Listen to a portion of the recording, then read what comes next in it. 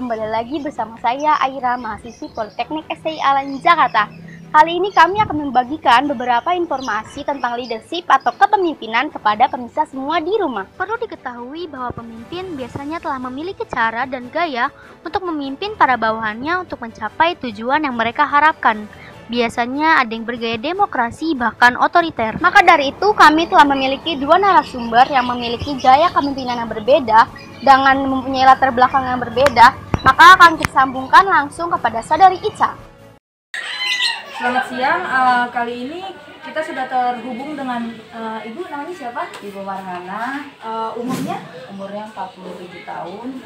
Jabatan yang Ibu pimpin Saat ini pengurus wilayah di RT 003 13, sekaligus kader di wilayah 13, jadi sekaligus menjabat bendahara RW 013. Sudah berapa Ibu menjabat sebagai pemimpin? Sudah 7 tahun. Kalau di lingkungan RW saya sudah 7 tahun, tapi kalau di kepengurusan RT baru berjalan 5 tahun. Kalau menurut Ibu, Ibu kan seorang pemimpin nih. Definisi pemimpin itu gimana sih menurut Ibu? Ya harusnya ya ini ya, untuk di wilayah itu kita memang harus punya ini skill sendiri buat menghadapi warga-warga kita. Ya, skill dan apa ya yang kalau kayak misalkan seseorang yang patut dicontoh gitu ya seperti itu, skill yang harus ada yang dicetak. Maksudnya kalau skill itu nggak cukup sih, dengan skill aja menghadapi di wilayah tidak cukup, memang harus kita punya kemampuan yang lain gitu. Sampai saat ini sih ya segitu aja. Oh iya Bu, kalau menurut Ibu, prinsip Ibu sebagai pemimpin tuh kayak gimana? Jadi Ibu punya visi misi sendiri nggak buat jadi pemimpin? Gitu? Iya jelas, harus punya visi sendiri. Kalau untuk saya, kalau di wilayah itu kita memang harus menerapkan apa yang menurut kita baik ya kita ungkapkan di wilayah. Tapi kalau memang menurut saya itu nggak baik ya nggak saya ungkapkan. Tapi kalau misi saya itu sih pengennya aman lah di wilayah, aman dari RT-nya, dari RW-nya, terus masyarakatnya, yang penting aman gitu. Rukun dan sejahtera itu aja. Iya, Ibu kan pemimpin nih. Ibu punya kepribadian apa yang Ibu merasa pantas buat jadi pemimpin? Kepribadian apa ya? Mungkin kalau kepribadian sih sama lah, orang juga mungkin punya kepribadian yang lebih gitu. Cuman saya juga nggak tahu kepribadian yang seperti apa yang saya sampai saat ini bisa jadi pengurus wilayah gitu. Mungkin ada kelebihan dibandingin warga-warga yang lain, mungkin itu aja sih. Ibu dalam menjabat kepemimpinan ini Ibu memiliki tipe kepemimpinan apa? Maksudnya menganut gaya kepemimpinan apa? Ya saya sih nggak kepemimpinan siapapun tidak. Yang penting yang saya punya ya itu yang saya ini yang saya lakukan gitu. Nggak mesti seperti ini, kan pribadi orang berbeda-beda. Berarti situasional Bu ya? Iya. Situasional gitu. Menurut Ibu, dalam menerapkan tipe kepemimpinan situasional ini, Ibu ada kesulitan nggak atau hambatan gitu? Kalau di wilayah jelas pasti ada hambatan, pasti dipastikan ada hambatan, apalagi zaman sekarang itu jelas banyak sekali hambatannya. Cuman ya dibawa biasa aja, dibawa santai aja. Kan masalah kalau kita berpikir masalah berat pasti kan berat, tapi kalau di pikiran kita dia biasa-biasa aja ya biasa aja, nggak terlalu bumerang buat kita, biasa aja. Misal nih Bu, Ibu kan tadi pasti ada kesulitan jadi ya. Kalau Ibu nemuin bawahan yang kurang bisa, misalnya kayak kurang bisa berkomunikasi atau kurang kerjasama, Ibu tanggapannya gimana atau cara menanggulanginya gitu? Ya itu kita kalau memang bawahan saya nggak sanggup atau bagaimana dan lain sebagainya, itu saya turun langsung memang. Cuman cara mendekatinya itu inilah bahasa kita lah gitu. Oh ini tuh seperti ini nggak bisa, ini seperti ini nggak bisa gitu. Tapi selagi dia bisa Ya itu yang saya lakukan. Selama ini sih seperti itu. Berarti lebih ke pendekatan personal ya? Iya, sama warga langsung gitu. Nggak bisa sendiri-sendiri tuh nggak bisa, memang harus saya ketemu sama warga yang mana kesalahannya, ayo maunya seperti apa gitu. Jadi bantu kemampuan masing-masing Iya, juga ya. iya. Misalnya kan sekarang kan pandemi ya Bu ya. Iya, betul. Jadi kan kita mau ngelakuin aktivitas apa aja terbatas kan Bu. Tantangan Ibu untuk menjabat ini aktivitas selama di lingkungan ini kayak gimana Bu? Tantangannya gitu selama pandemi. Tantangannya selama pandemi ini lumayan, untuk saya pengurus wilayah itu lumayan banyak ya, karena memang apa-apa kita kan harus ngikutin peraturan pemerintah juga. Di warga pun, di wilayah pun harus benar-benar menjaga protokol kesehatan, itu pasti di wilayah. Nah, masalah-masalah yang lain mungkin itu bukan mungkin ya, memang harus kita jalani masalah, banyaklah masalah yang sakit lah, yang ini dan lain sebagainya di masa-masa pandemi ini. Apalagi masalah perekonomian di wilayah itu seperti apa, kayak gitu-gitu aja. Pokoknya yang mencakup di pandemik itu. Berarti banyak juga yang komplain ke Ibu. Banyak. Saya kan nggak bekerja, saya kan ini, saya dan lain sebagainya. Pokoknya yang normal-normal aja lah masalah terkait dengan pandemi itu. Banyak sih yang saya kerjanya aja saya udah diberhentiin Bu, anu dan lain sebagainya. Ya apalagi yang masalah bansos itu kan banyak tuh, bansos itu semaksimal mungkin warga yang ada di wilayah saya itu harus langsung ke tangan mereka gitu. Berarti Ibu mengupayakannya harus apa yang diharapkan sama masyarakat Ibu sebisa mungkin bisa mengabulkan gitu ya. Iya, insya Allah itu semaksimal mungkin akan saya lakukan itu. Pasti kan Ibu punya bawahan ya. Di pandemi ini pasti kan kayak tadi Ibu bilang kerjanya males-malesan atau gimana. Nah kalau misalnya Ibu nemuin kayak gitu, gimana Ibu buat menangani bawahan itu kalau misalnya males-malesan kerja Bu, kurang motivasi atau gimana gitu? Ya kita kasih arahan dulu seperti apa gitu nih. Ini lagi begini, kita nggak boleh males-malesan kalau zaman sekarang ini. Tolong bantu di wilayah gimana baiknya gitu. Dan dia juga paham kok. Nah, lambat laun pasti paham. Oh begini. Kalau orang sudah mengerti organisasi ya pasti dia paham. Gitu. Memang nggak sedikit juga sih yang masa bodoh gitu. Banyak juga yang kayak gitu. Masa bodoh urusan mereka kita gitu banyak kayak gitu. Tapi nggak banyak juga yang welcome gitu dengan pengurusan. Dia kan diangkat jadi wakil kami itu, mereka memang ditawarkan seperti ini dan dia menyanggupi, berarti dia mampu dan mau bekerja dan bertanggung jawab di wilayah. Oh Ibu, berarti Ibu lebih lihat situasi sama kondisi bawahannya Bu ya. Berarti kalau bawahan ada yang malas-malas atau yang kurang, berarti tinggal ganti yang baru aja Bu ya. Yep. Ya, baik Bu. Terima kasih atas waktu dan kesempatannya ya Bu. Sama-sama. Nah, teman-teman, dari kesimpulan hasil wawancara kita kali ini dengan Bu Marhana, yaitu Bu Marhana menggunakan tipe kepemimpinan situasional. Artinya, Bu Marhana memperhatikan perkembangan dari bawahannya. Sekian wawancara kita kali ini, kembali kepada Saudari Aira di studio. Terima kasih kepada Saudari Ica dan Saudari Vira atas informasinya. Sekarang kami beralih kepada narasumber kedua yang sudah terhubung via Zoom bersama tim kedua. Kami persilahkan. Assalamualaikum warahmatullahi wabarakatuh. Selamat siang dan salam sejahtera untuk kita semuanya. Puji syukur kita panjatkan atas kehadirat Allah Subhanahu wa Ta'ala, karena atas nikmat dan karunia-Nya kita dapat berkumpul di waktu dan tempat yang berbahagia ini. Perkenalkan, saya Andini Derila selaku moderator yang akan memandu kegiatan kita pada siang hari ini, dan juga bersama kedua rekan saya yaitu Mas Alvin Syahria dan juga Mbak Kris Emerald.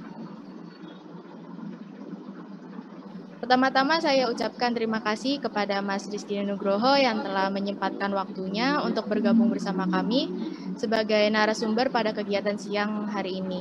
Selamat siang Mas Rizky. Iya, siang juga. Makasih nih udah diundang. Terima kasih juga atas kesempatannya ini. Baiklah, selanjutnya adapun topik yang akan kita bicarakan pada kegiatan kali ini yaitu seputar leadership. Jadi selama beberapa menit ke depan kita di sini akan mencoba untuk saling sharing pengetahuan dan juga pengalaman terkait leadership bersama narasumber kita ini. Baiklah, tanpa memperpanjang waktu, kita akan langsung berbincang secara langsung bersama narasumber kita, Mas Rizky Nugroho. Waktu dan tempat dipersilakan. Ya, baik. Terima kasih Mbak Delila. Mengenai leadership sih, dari saya sendiri itu sudah mulai kebentuk ketika semasa SMA, yang dimana saya sendiri sudah menjadi wakil ketua OSIS kedua di SMA saya. Jadi pada saat itu saya memiliki pengalaman yang cukup banyak ketika saya SMA. Bahkan sebelum saya jadi wakil ketua OSIS juga saya sempat menjabat sebagai ketua divisi olahraga pada periode pertama OSIS. Lalu di periode keduanya saya naik menjadi wakil ketua OSIS, dan sebenarnya waktu itu saya juga ikut kampanye, saya sebagai calon ketua OSIS juga, cuman waktu itu saya kalah selisih 20 poin. Jadi saya diletakkan menjadi wakil ketua OSIS kedua. Lalu ketika saya memasuki dunia kampus pada tahun 2020 lalu, yang dimana kampus kita belum sama sekali terbentuknya organisasi kemahasiswaan seperti HIMA, UKM, dan lain-lainnya, maka dari ABSP sendiri sih juga belum. Di situ kami membentuk sebuah organisasi, yang dimana itu saya sendiri yang secara langsung memimpin organisasi tersebut, yang mungkin teman-teman sudah tahu itu namanya Himamistik, Himpunan Mahasiswa Administrasi Bisnis Sektor Publik. Nah, di Himamistik sendiri sih saya sendiri sebagai ketua himpunannya menggunakan sebuah teori kepemimpinan, yaitu teori kepemimpinan situasional, yang dimana saya sendiri lebih mengarah ke melihat situasi teman-teman, maunya pada kayak gimana, nyamannya seperti apa. Jadi saya ini lebih, kondisi saya memimpin itu lebih menyesuaikan dengan apa yang ada gitu, apa yang ada di organisasi gitu. Jadi nggak memaksakan terlalu kesini enggak. Jadi kayak lebih ke arah yang adanya ini, oke, ini kita jalanin seperti itu. Kan apa sih, Mas kan ini ya, Mas Rizky kan memakai model kepemimpinan situasional ya. Iya. Kayak di saat memimpin anggota-anggota Anda itu apa sih yang Anda sukai dengan metode model situasional ini? Oke, yang pertama apa yang saya sukai ketika saya menggunakan model situasional ini, saya jadi kayak lebih santai aja, lebih bisa bercanda. Ketika lagi diskusi kita bercanda kayak biasa. Teman-teman dari Himamistik juga kadang suka bilang kalau emang enaknya tuh kayak situasional kayak gini, kayak kondisinya itu nyaman kemana-mana gitu, nggak terlalu dibawa serius, nggak terlalu dibawa bercanda. Jadi tergantung situasinya. Kalau emang mau serius ya ayo serius, kalau mau bercanda ada waktunya bercanda gitu.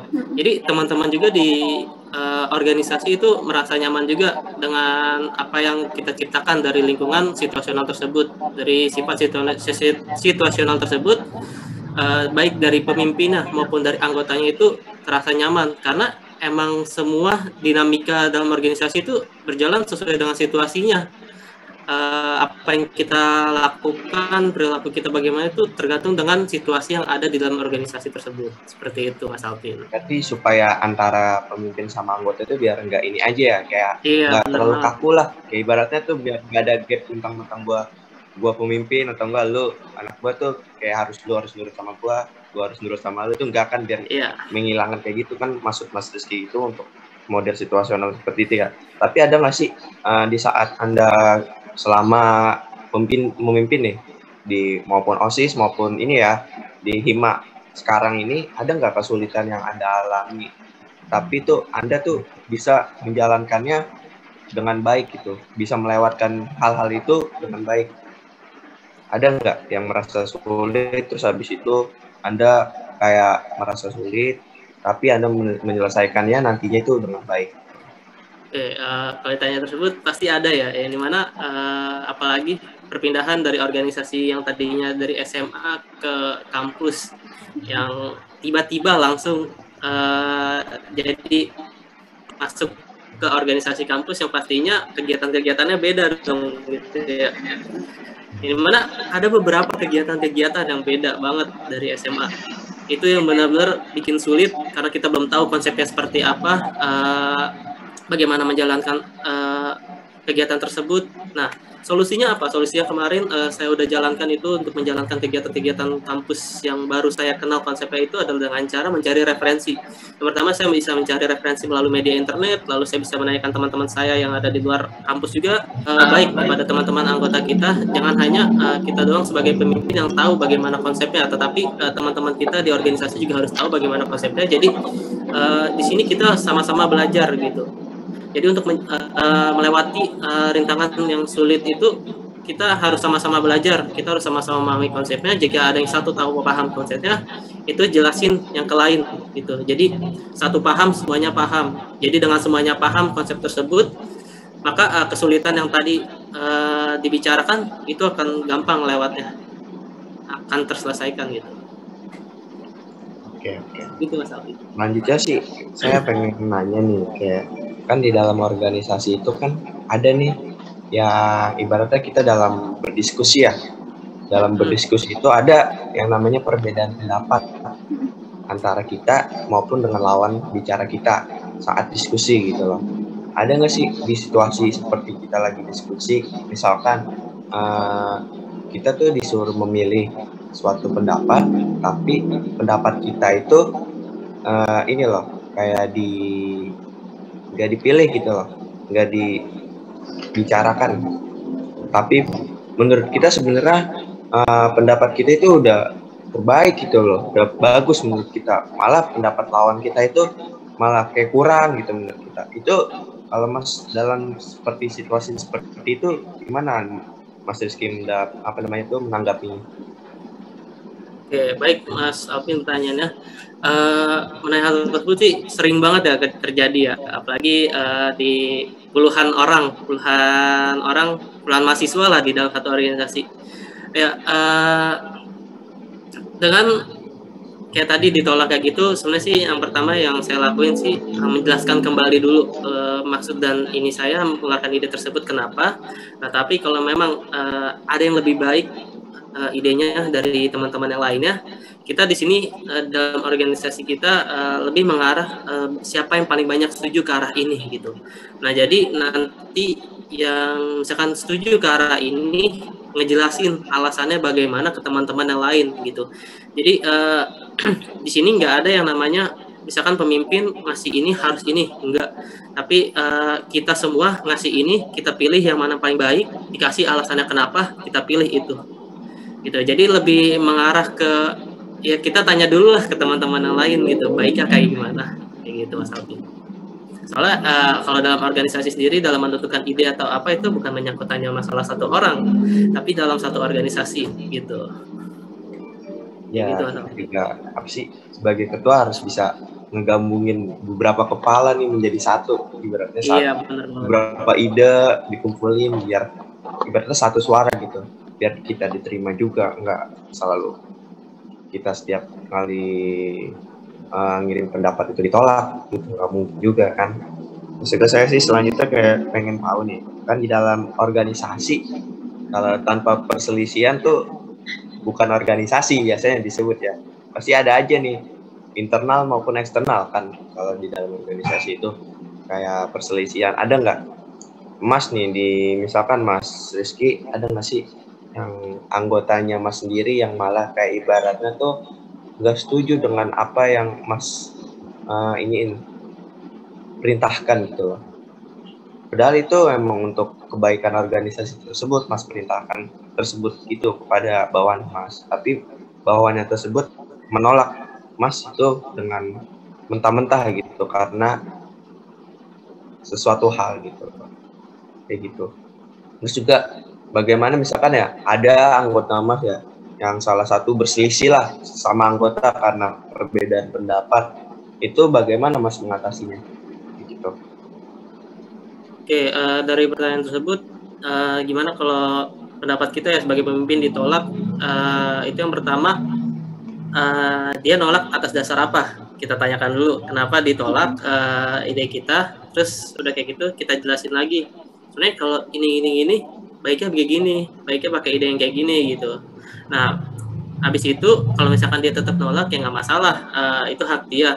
Tapi di organisasi saya sendiri sih lebih ke arah jangan hanya menolak mentah-mentah, tapi lebih memberikan solusinya juga.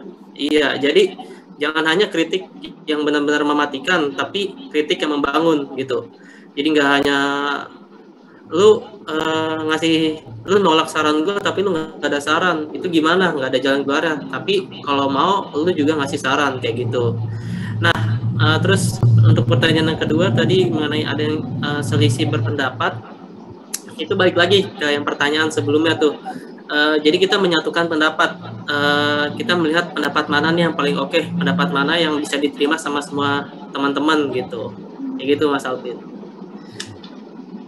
Nih saya juga mau nanya nih, sekitar Mas kan udah lama juga kan ibaratnya terjun dalam organisasi ya, lumayan lah dari SMP gitu, bermacam-macam juga organisasinya. Kayak Mas tuh pernah nggak kerja tidak sesuai dengan job desk Anda gitu loh? Pernah nggak? Oh kalau mengenai kerja tidak sesuai job desk sih pernah. Apalagi di kepanitiaan ya, kepanitiaan yang mungkin ada divisi perlengkapan nih, kita divisi acara. Cuman divisi perlengkapannya kurang gerak nih, sedangkan kan yang bertanggung jawab dalam acara itu lebih ke arah divisi acara. Jadi ya kita juga tetap ikut bantu jadinya tuh divisi acara ke divisi perlengkapan untuk ngebantuin divisi perlengkapan untuk nge-backup. Jadinya kan kayak kita divisi acara yang lebih ke arah kegiatannya seperti apa, itu jadi ikut bantu-bantuin yang bukan job desk kita untuk ngelengkapin perlengkapan di dalam kegiatan gitu. Jadi ya pernah sih emang ada aja kayak gitu mah. Iya sih, soal emang ibaratnya pengalaman dari saya juga seperti itu sih, banyak gitu. Ibaratnya ada di suatu divisi nih, misalkan yang kerjaannya kurang banyak gitu, maksudnya kerjanya sedikit, itu kan berarti waktunya juga pun luang gitu ya, luang. Bisa juga nanti setelah itu kan ada biasanya kan emang acara tuh yang paling ribet, acara maupun kayak pelaksana, itu nanti kita alihkan di sini sebagai pelengkap kayak gitu kan yang bisa. Terus ada nggak Mas? Ini kan Mas juga lama kan ya, apa namanya, organisasi, pernah dapat prestasi nggak Mas? Prestasi apa nih? Prestasi dalam organisasi apa yang Mas udah dapat gitu loh? Prestasi Mas itu prestasi apa yang udah dilaksanakan ketika saya jadi pemimpin gitu maksudnya? Ya. Baik, mengenai prestasi sih mungkin lebih ke arah ini ya, lebih ke arah progresnya ya, progres ketika saya memimpin sebuah organisasi. Mungkin bisa dilihat dari pengalaman organisasi saya pada saat ini di Himam Bistik sendiri, yang dimana kan kita sebenarnya kan baru boleh berjalannya kegiatan itu ketika sesudah dipelantikan pada Desember 2020 lalu, dan harus diselesaikan program kerja selama 6 bulan ini nih, sampai bulan Juli ini kalau nggak salah gitu. Nah dalam waktu 3 bulan alhamdulillah program kerja Himam Bistik sudah berjalan sebanyak 80%. Dan pada saat ini di bulan Juni ini, pada tanggal 26 Juni ini 2021, program kerja Himam Bistik sudah berjalan sebanyak 98%. Jadi hanya tinggal satu program kerja saja yang belum berjalan gitu. Dan tapi mengenai program kerja tersebut sudah dalam proses, tinggal masa pergerakan aja. Jadi mungkin lebih ke arah progres ketika saya memimpin ini, alhamdulillah progresnya berjalan dengan cepat gitu sih. Ini kan apa sih dari ini ya, melihat dari program kerja yang sudah terlaksana. Itu juga tapi tetap aja berkat bantuan teman-teman, berkat koordinasi teman-teman semua gitu. Ngomong-ngomongin program kerja nih ya Mas ya, kita kan dalam keadaan pandemi nih, kita juga ke dalam keadaan pandemi, pasti seorang pemimpin, apalagi seorang pemimpin ya yang ibaratnya yang menggerakkan anggota-anggotanya, punya nggak sih tantangan tersendiri dalam keadaan situasi seperti ini gitu loh, yang tadinya kita banyak kan yang program kerja itu pasti dilaksanakan secara offline gitu, mau nggak mau gitu. Tapi karena emang ini hal mendesak dan emang perintah dari pemerintah kita untuk tidak melakukan secara offline ya, melakukan secara online, itu ada nggak tantangan buat Mas? Tapi walaupun seperti itu tetap menyelesaikan. Baik, ya makasih Mas Alvin tanyanya. Kalau soal tersebut emang ada aja sih tantangannya, apalagi di awal nih ya, di awal kita membuat RKAT susunan rancangan program kerja kita. Di situ banyak banget program kerja dari teman-teman divisi yang ingin melaksanakannya secara offline.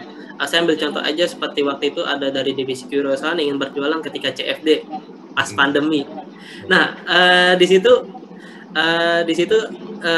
saya sendiri sempat mikir, ini gimana jalaninnya? Nah, habis mikir panjang, langsung dah tuh kecetus kita ngerubah konsep offline menjadi online semuanya. Seperti yang CFD tadi, kita jadi jualan online. Mungkin teman-teman udah pernah lihat, kita pernah jualan masker dan lain-lain secara online melalui Tokopedia, seperti itu. Terus juga waktu itu sempat ada kegiatan olahraga bersama. Ada kegiatan olahraga bersama secara offline tadi niatnya. Karena lagi pandemi kayak gini, kita ubah konsepnya lagi menjadi online melalui aplikasi Zoom seperti itu. Jadi untuk mengatasi program kerja yang tadi kita niatkan secara offline, itu kita bisa ubah konsepnya menjadi online dengan mengeluarkan ide-ide yang dibantu sama teman-teman lainnya. Gimana nih untuk melaksanakan kegiatan offline tersebut menjadi online gitu. Jadi lebih ke arah mengubah konsepnya aja gitu, agar mempermudah kita. Apalagi di mana dananya yang cukup dibilang terbatas gitu ya. Jadi kan kalau online itu lebih ke arah lebih gampang lah, lebih murah gitu, gak ada konsumsi dan lain-lainnya. Jadi kalau kita ubah dari offline ke online itu jadi lebih bisa dan mudah gitu.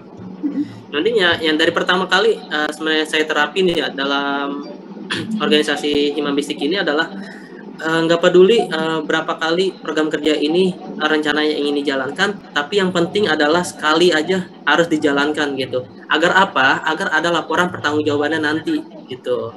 Kayak gitu sih. Walaupun itu tadinya offline jadi online gitu, itu harus dikerjain. Kayak gitu.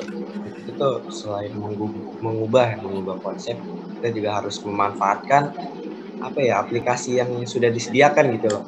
Iya. Kita juga ibaratnya dalam perubahan digital, kita harus memanfaatkan digital itu dengan sebaik-baik. Kita harus pokoknya nggak boleh buta dengan internet lah, kalau kata orang-orang. Bener banget. Untuk sekarang tuh nggak boleh buta dengan internet, kalau kita nggak mau ketinggalan gitu. Jadi ini mungkin pertanyaan terakhir ya untuk diskusi ini. Visi misi yang Mas lakukan itu seperti apa dalam organisasi Mas itu? Menjalankannya seperti apa? Baik, mengenai visi misi nggak ada ya sebenarnya visi misi saya ya. Jadi saya lebih mengacu menjalankan organisasi lebih mengarah ke visi misi organisasi. Kita ingin melihat bagaimana tujuan organisasi ini berjalan, apa visi dari organisasi, apa misi yang organisasi. Jadi kita pemimpin hanya lebih mengarah mengikuti visi misi dan tujuan dari organisasi sendiri, karena berdirinya kita sebagai pemimpin dalam organisasi ya untuk menggerakkan agar organisasi mencapai tujuannya seperti itu. Nah, balik lagi tadi untuk menyesuaikan tujuan tersebut ya, saya sendiri memilih menggunakan teori situasional agar lebih santai dan dapat diterima oleh semuanya ya, kayak gitu. Karena menurut saya sudah cukup atas diskusi tentang lingkungan kepemimpinan seperti ini gitu loh. Ada nggak Mas untuk terakhir ini kesan dan pesan gitu loh, saran deh misalkan buat nantinya ada orang-orang atau enggak anak-anak seumuran kita yang ingin menjadi pemimpin gitu loh, yang pengen memimpin sebuah organisasi atau mau merubah apa gitu, ada nggak Mas untuk terakhir? Kalau buat saran sih ya, yang pertama jadi ketua santai aja, tapi nggak usah santai-santai banget, santai tapi bisa serius dan tanggung jawab, itu aja sih. Dan yang pertama adalah yang paling penting adalah jadi pemimpin adalah jujur, gitu. Jadi kalau ada apa-apa, ada masalah keuangan atau apa itu transparan, harus banget transparan. Intinya itu sih, jujur, santai dan jujur. Udah, terima kasih banyak ya Mas atas jawaban dan waktu maupun ya pemikiran yang Mas keluar itu emang bagus sih. Saya akuin, saya tuh salah satu yang respect di Hima tuh, Mas tuh bagus pembawaan Anda gitu. Cukup sekian dari saya kembalikan lagi ke moderator.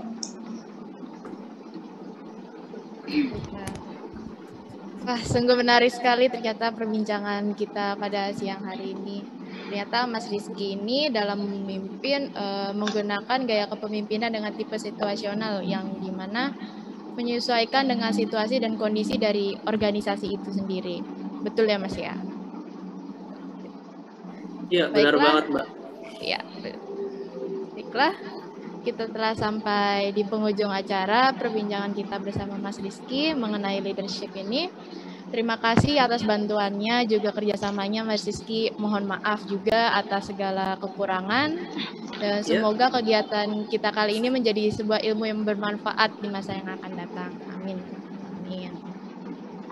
Baiklah, sekian. Mari kita tutup bersama kegiatan ini dengan membaca lafaz hamdalah. Alhamdulillahirabbil alamin.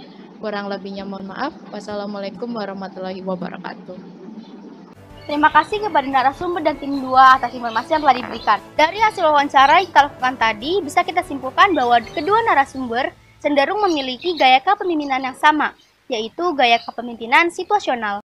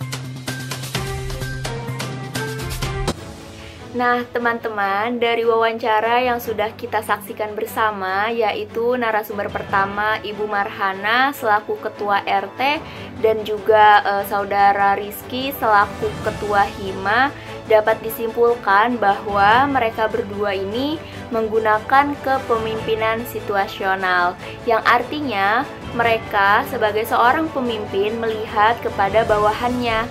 Seperti misalnya bawahannya ini dirasa kurang memiliki motivasi atau kurang semangat dalam bekerja, maka yang dilakukan oleh Bu Marhana dan juga Saudara Rizky sebagai seorang pemimpin adalah mendorong mereka untuk meningkatkan motivasi kerja mereka sehingga mereka bisa mendapatkan hasil kerja yang baik.